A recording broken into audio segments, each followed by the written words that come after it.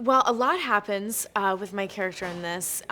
Basically, I play a woman who has been stalked and raped 4 times since the time that she was 16 by the same man. She has done one rape kit that went untested.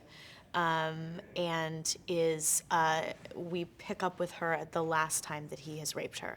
And she has been raped in an alley and is brought into the hospital and meets Mariska's character, who very quickly, sort of starts following her around and saying we need to kind of, figure out what's going on, tells her not to shower. And she comes in and gets a rape kit examination and, ultimately is trying to find justice with this man who has severely emotionally, mentally, and physically scarred her for many, many, many years of her life. Well, initially, I obviously know the show like everyone because I think it's been on for like 35 years. So everybody knows the show. And I have seen a lot of other great episodes and great guest star opportunities for a lot of people that I'm fans of, and they seem to really just do beautiful work here on the show, beautiful storylines, and they seem to really tackle things that are very important. So they sent me the episode, and I read it, and I loved it. My initial thing was, can I pull this off? I don't know. I don't know if I'm quite the actress to sort of tackle this one, but I was really excited about it. And then they said that it was an episode very close to Mariska's heart, and involved her Joyful Heart Foundation.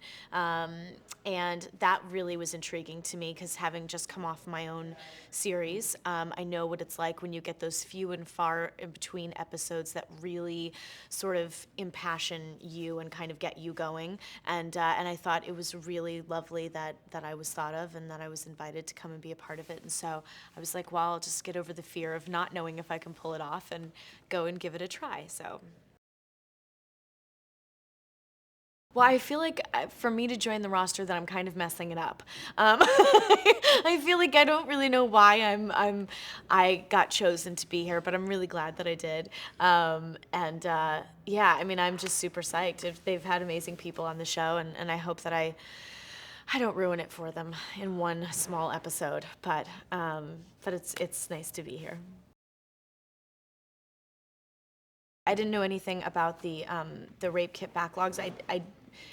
I wasn't aware of it. It wasn't something that was in my conscience. I knew a little bit about it and started doing some reading before I got here because of Mariska and her foundation. But I really didn't know much about it, and I was shocked. I mean, when I heard that there are all these rape kits that are essentially people's lives and closure just sitting on shelves that no one is sort of paying attention to and taking care of. And then as we sort of got into the episode and I started playing the character, it became even more devastating to me because I thought, wow, for a woman like this person that I'm playing who emotionally has put me through extreme turmoil this week being here, and so many of these are real stories about these women who walk amongst us every single day, the fear, the isolation, the pain, the stunted growth emotionally, physically, and mentally that happens to these people, and the never knowing like around what corner somebody could jump out,